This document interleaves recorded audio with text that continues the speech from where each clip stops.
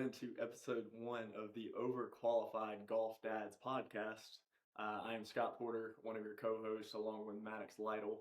I'm going to let Maddux kind of intro himself, but we have been friends for a long time, almost a decade, and actually over a decade now at this point. Yeah. So we've been buddies for a long time. This podcast is multiple years in the works, kind of kicking ideas back and forth. And it's finally here, but a lot different subject matter than we originally were discussing. Yeah. So, anyways, I'm gonna kick it to you. Tell them who you are, what you're about, and have the floor. Yeah. Name's Maddux. Been in golf, the golf business for I guess 5-6 years now. Been around golf my entire life. Grew up playing it. Grew up loving it. Still love it. Still play it. But now I'm a head golf coach at a small Christian university just south of Atlanta, Point University. I've got a pretty good program here. Played there from 2014 to 2018, and just blessed to be able to run that program for the time being, and just really following my passion with golf and leadership. Felt like I've just kind of been led into it, and just excited to wake up every day and get to tell myself that I get to go coach golf. So just a real small synopsis of who I am. I'm sure we'll get into more detail as we go, but yeah, I'm excited about the podcast. Like you said, Scott, it's been a long time coming. We've been kind of talking about it back and forth for a while, but excited to officially send it and kind of reach hopefully a pretty cool audience, and get some help for both of us as golf dads now, right? Yeah, absolutely.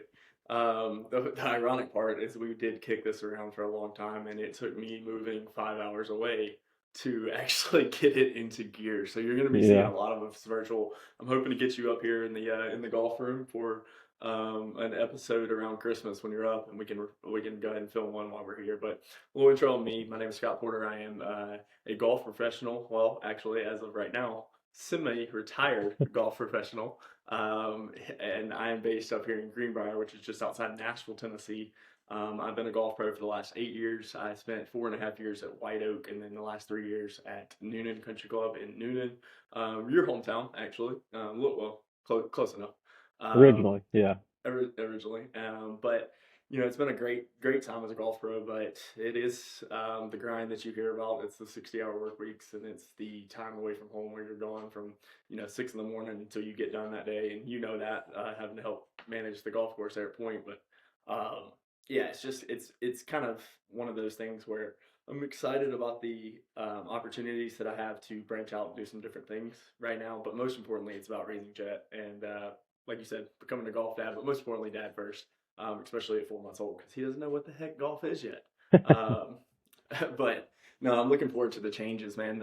It's been a blessing already. We've been up here about 2 weeks, and so I'm also really inspired to still work with my students. I think that's one of the things that has been crucial to me being okay with this move, is a little bit of a workaholic, is having the outlet of Skillest and the online lessons and your students down at Point, because that's mainly who I'm teaching right now as I get started in it. But just having that outlet to be able to analyze swings, use my golf brain a little bit, and not get so caught up in the diaper changing and the bottle feeding and not knowing what the heck I'm doing on that front. So let's start out with this. You said you got started playing golf at an early age. Was it your dad that brought you out there?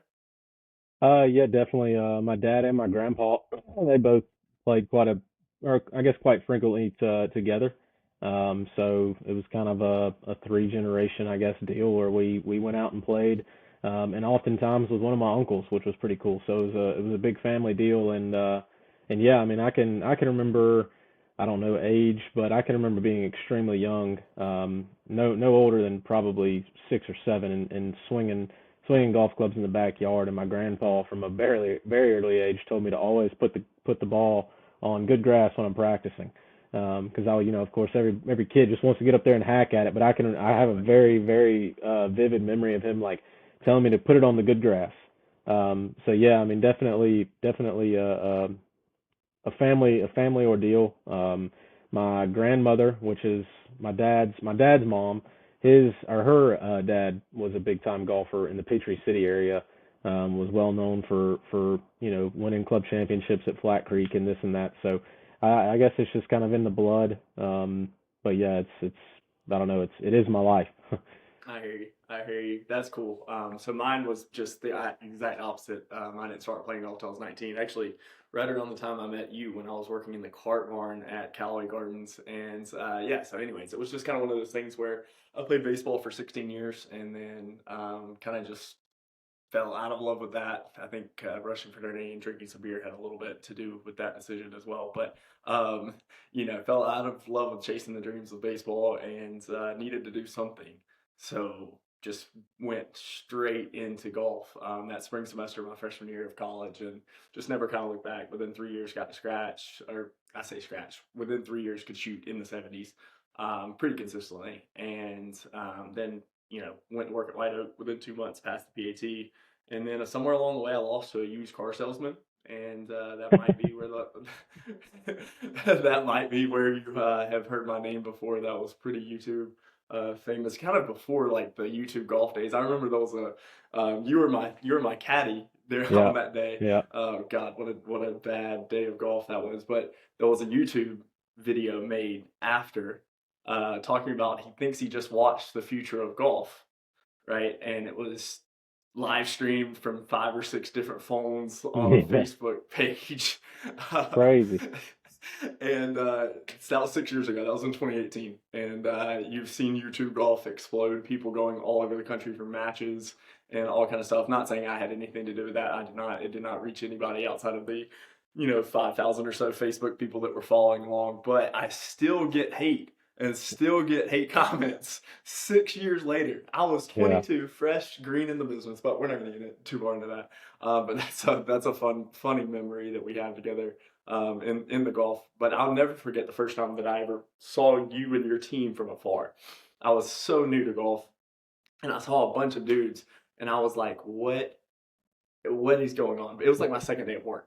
yeah, And y'all all just had matching like golf shoes, the dry joys, like the swag was there, and you were from such a small school. And I was like, dude, these dudes are serious. Not such a small school, but in my mind, you know what I'm saying? And then I watched y'all swing, and like compared to my baseball swing at 19, I was just like watching everything y'all did, trying to figure out what I was doing wrong.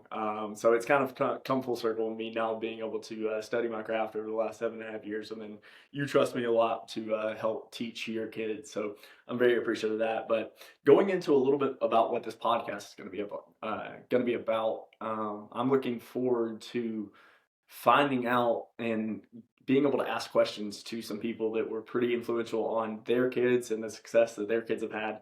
I'm not going to get too hypothetical on who we possibly might have on here, but we already have some good ideas and yeah, already have some absolutely. good contacts. So look forward to the content and the questions and whatnot that we're going to be able to come up with and be able to talk about what really helps a kid develop in the game of golf. Now, as a college coach, you have a lot of experience or expertise in this. What are some of the things you look for, not even at like the junior level, at the high school level when you're recruiting a kid, or even like transfer or whatever? What are some of the qualities that you look for in a young golfer? Yeah, I mean, a lot of it is, I mean, it's kind of funny because it's everything I wasn't. But I quickly learned how to become a better mental golfer under my coach when I played at Point, Coach Payne. I say quickly, it still took me some time, but I saw the importance of it, and so now I look for that importance in the golfers that I'm recruiting now. And it's really just about their attitude. I love to watch the kids that I can watch. I love to watch them play just because I can see, how they react to adversity, and that's massive, right? Like, it's something that I was terrible at as a high school golfer. I wasn't great at it my first couple of years of college golf.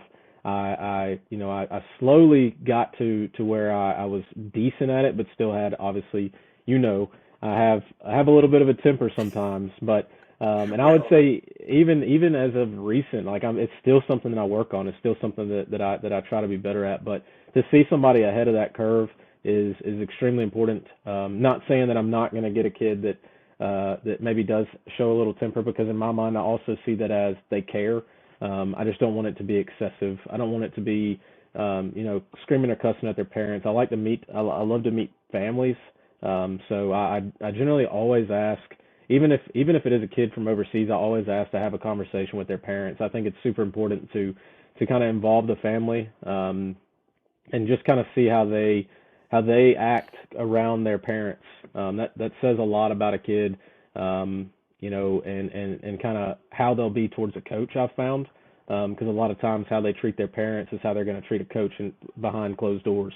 Everybody's gonna try to put on their best face for recruits or for recruiting visits, or even when I'm out there watching them. Of course, I know that they're on high alert, but I've snagged a couple of kids that I've watched in other groups that did not even know who I was.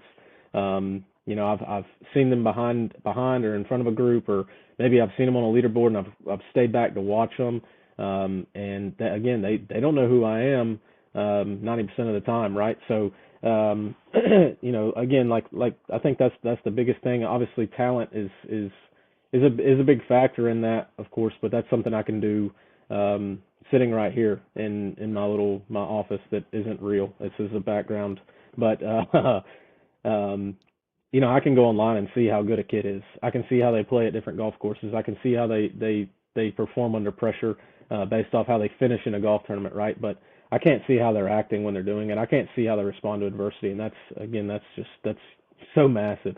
Because again, it's something that I wasn't, and now I see the importance of it, because I don't know, you may know, you probably could agree to this. I'm a better golfer now than I was in college. I'm a better golfer now than when I was playing professional golf, and 99% of that is because of my attitude, and I'm a little bit more relaxed. I still care. It's hard for me to find. Not being braggy, but it's hard for me to find anybody that cares to win as much as I do when I play golf. It's just that I've put a more relaxed attitude on, like, I can't control outcomes, and so seeing that in a kid young, like I said, I mean, that's huge. Yeah, absolutely. No, I can attest that you do not like to lose in golf. I think it's one of the reasons I've beaten you so infrequently over the years.